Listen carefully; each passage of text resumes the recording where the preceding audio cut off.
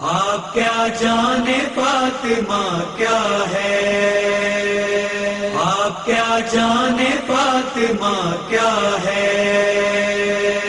ये घराना सखी मिला हमको, इसी घर से नबी मिला हमको। જે હું કિતાબમાં જોઈ રહ્યો હતો, કિતાબમાં જનાબે મા ફાતિમતુ ઝહરાની વિલાદતનો પ્રસંગ લખેલો છે.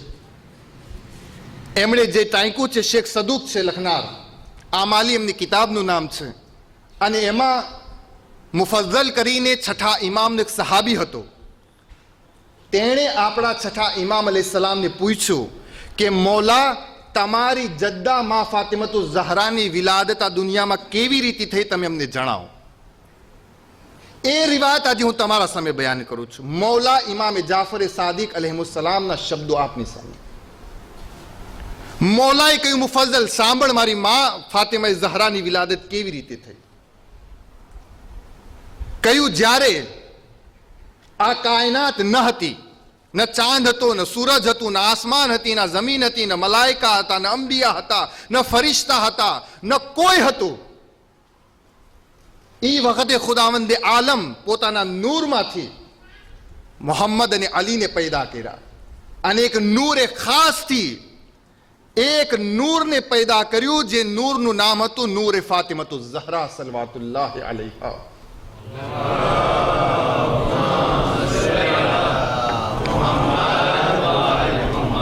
યાની આ દુનિયામાં ઝાહિરી વજૂદ પહેલા અલ્લાહે હજારો વર્ષ પહેલા મા ફાતિમતુ ઝહરાના નૂરને પેદા કરી ચૂક્યો હતો. પણ એ મુફઝ્ઝલ સાંભળ, એના પછી આ નૂરને આ દુનિયામાં મોકલવા માટે બહેતરીન ઔરત જનાબે ખદીજતુલ કુબરાનો ઇંતખાબ કરવામાં આવ્યો. અને મારા જદ રસૂલે ખુદા ઈ વખતમાં સિચ્યુએશન ઈ હતી, હાલત ઈ હતી એ મુફઝ્ઝલ કે તમામે તમામ અરબ દુશ્મન હતું. બની હાશિમ મોઢું ફેરવી ચૂક્યા હતા, કુરેશ મોઢું ફેરવી ચૂક્યા હતા. જ્યારે મારી બીબી એટલે કોણ? રસૂલલ્લાહની બીબી જનાબે ખદીજતુલ કુબરા, કોઈ ઓરત એમને બોલાવતી ન હતી, કોઈ ઓરત એમના સલામનો જવાબ ના આપતી હતી. ઈ જમાનામાં એ મુફદ્દલ જનાબે ખદીજાના પેટમાં જે છે અલ્લાહ સુબ્હાનહુ તઆલાએ જનાબે ફાતિમાના નૂરને મૂકેલું. જ્યારે ફાતિમાનું નૂર જનાબે ખદીજતુલ કુબરાના રહેમમાં પેટમાં પરવરિશ પામવા લાગ્યું, તો વિચાર કરો કે ખદીજા ઈ ઓરત હતી કે જેના સાથે કોઈ મહેલ્લાની ઓરત, કોઈ ગામની ઓરત, કોઈ કબીલાની ઓરત, કોઈ ફામીની ઓરત એના સાથે વાત નહોતી કરતી, એના સાથે અબોલા હતી. ઈ વખતમાં ઇમામે જાફરે સાદિકે ફરમાવ્યું કે એક વખત રસૂલલ્લાહ અચાનક ઘરમાં દાખલ થયા તો શું જોયું કે ખદીજા વાતો કરી રહ્યા છે.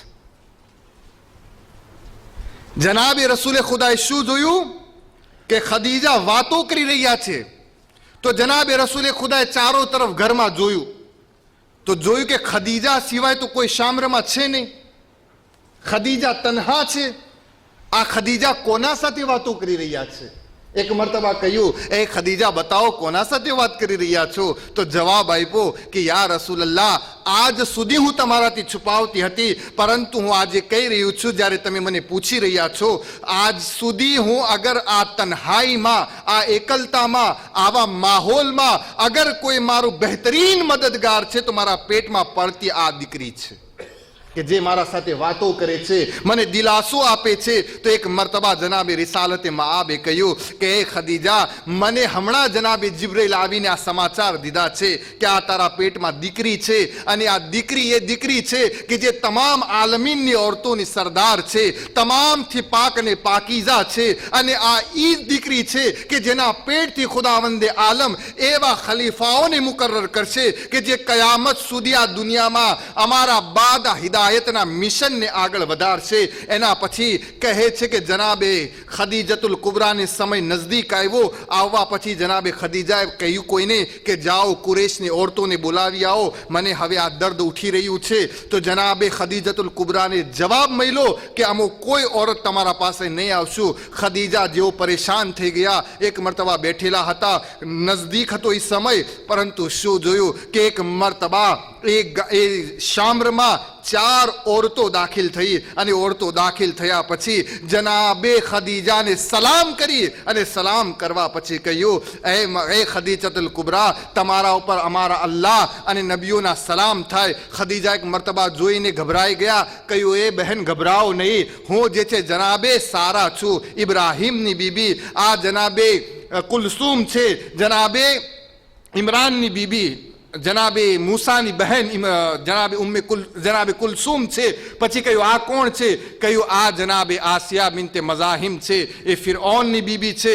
એમ 4 બીબીઓએ પોતાના તારુફને કરાવ્યા પછી હર એક બીબીએ પોઝિશનને લઈ લીધી અને એના પછી લખે છે અને જનાબે ઇમામે જાફરે સાદિક ફરમાવે છે કે જ્યારે સુબનો વક્ત નજદીક આવ્યો, જેવો નજદીક આવવો હતો કે એક મરતબા આ 4 બીબીઓના દરમિયાન માં ખદીજતુલ કુબરાના પેટથી એક નુરાની ટુકડો જમીન ઉપર બહાર આવ્યો અને એના પછી એક મરતબા આસમાનથી હુરો નાઝિલ થઈ. હાથમાં સફેદ પારચા હતા, એક હાથમાં જે છે કૌસરના હૌઝે કૌસરનું પાણી હતું. જનાબે ફાતિમતુ ઝહરાને કૌસરના પાણીથી ગુસલ દેવામાં આવ્યું અને જન્નતના લિબાસથી એ સફેદ કપડા એમને પહેરાવવામાં આવ્યા. અને એના પછી ઇમામે જાફરે સાદિકે ફરમાવ્યું એ મુફઝ્ઝલ, એના બાદ મારી દાદી ફાતિમાએ શું કર્યું? એક મરતબા બંને હાથોને જમીન ઉપર રાખ્યા અને રાખવાના પછી કહ્યું અશહદુ અન્ન લા ઇલાહા ઇલ્લલ્લાહ. ફાતિમા કહી રહ્યા હતા હું ગવાહી આપું છું કે ખુદા એક છે. અને પછી મારી જદ્દા ફાતિમાએ કહ્યું અશહદુ અન્ના અબી મુહમ્મદન રસૂલુલ્લાહ, અને મારો બાપ મોહમ્મદ જે છે એ રસૂલે ખુદા છે. અને પછી કહ્યું અશહદુ અન્ના અલીયન વલીયુલ્લાહ, અને અલી જે છે વલીએ ખુદા છે. અને કહ્યું એના પછી આવનારા તમામે તમામ ઔલિયાએ ખુદા છે. યાની ફાતિમાએ દુનિયાની સામે એ નાનકડી ઉંમરમાં, એ નવજાત ઉંમરમાં એ એલાન કરી દીધું એ દુનિયાવાળાઓ તમે અલગ છો, તમારી દીકરીઓ અલગ છે કે જે મોટી થયા પછી શીખે છે કે લા ઇલાહા ઇલ્લલ્લાહ શું છે, મુહમ્મદુર રસૂલુલ્લાહ શું છે. અમો અહલે બેત અલૈહિસ્સલાતો વસલામી છે કે જો પેદા થવાની સાથે અલ્લાહની ગવાહી આપે છે, પેદા થવાની સાથે રિસાલતની ગવાહી આપે છે, ઇમામતની ગવાહી આપે છે. યાની કહેવાનો મતલબ એ હતો કે દુનિયાવાળાઓ તમો ઈ છો કે જેમને ઈમાન લાવવાનું છે, અમો ઈ છે કે જે સાહેબે ઈમાન પેદા થાય છે.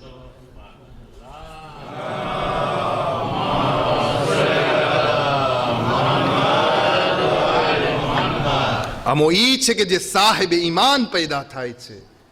એના પછી જ્યારે વિલાદતનો પ્રસંગ પૂરો થયો, તારીખ લખે છે કે જેમ આમ દીકરીઓ મોટી થતી હોય છે એમ ફાતિમા ઝહરા એમ મોટા નહોતા થતા. એક દિવસ એમના માટે 1 મહિના બરાબર મોટા થવાનો હતો અને 1 મહિનો એમના માટે 1 વર્ષ બરાબર મોટા થવાનો હતો. તમે જો આ તારીખ લખાય છે. અને એના પછી કહ્યું કે એમનું નામ ફાતિમા કેમ રાખવામાં આવ્યું? તો આપણા સામે ઇમામ હસન અસ્કરી અલૈહિસ્સલાતુ વસ્સલામની રિવાયત છે.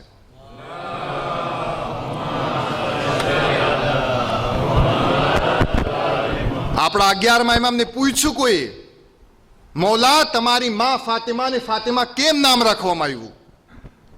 તો આપણા 11મા ઇમામ બરજસ્તા જવાબ આપ્યો કે સવાલ કરનાર સાંભળ, મારી માને ફાતિમા એટલા માટે કહેવામાં આવ્યા કે મારી માં કયામતના દિવસે જ્યારે એના ચાહવાવાળા, એના માનવાવાળા, એમના ઉપર ઈમાન રાખવાવાળા, એમના મુહિબ, એમના શિયા જ્યારે કયામતના દિવસે એ મેદાનમાં હશે કે જ્યાં આગળ જન્નત ને જહન્નમનો ફેસલો હશે, એ વખતે મારી માં એ લોકોની શફાઅત કરશે, માટે એમનું નામ ફાતિમા રાખવામાં આવ્યું છે.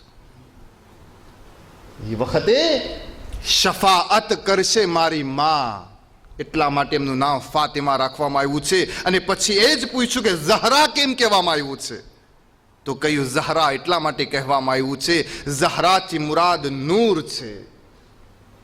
11મા ઇમામ ફરમાવી રહ્યા છે, ઝહરાથી મુરાદ નૂર છે, એટલા માટે કે મારી દાદી ફાતિમા જ્યારે સુબના વખતે મુસલ્લા ઉપર બેસતા હતા ત્યારે એમના યાથી સૂરજની જેમ પ્રકાશ નીકળતો હતો, જ્યારે ઝોહર અસરના માટે મુસલ્લા ઉપર બેસતા હતા તો ચાંદની જેમ પ્રકાશ નીકળતો હતો, અને જ્યારે મગરીબ ઈશા માટે મુસલ્લા ઉપર મારી દાદી ફાતિમા બેસતા ત્યારે સિતારાઓની જેમ જગમગાહટ વાળું નૂર નીકળતું હતું.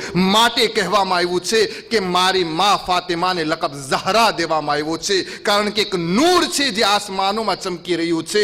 એટલા માટે તારીખમાં લખેલું છે કે જ્યારે મા ફાતિમા ઝહરાની વિલાદત થઈ તો સિર્ફ રસૂલે ખુદાના ઘરમાંથી નૂર ન નીકળ્યું હતું, બલકે નૂર એ. Merci de votre fidélité. À bientôt.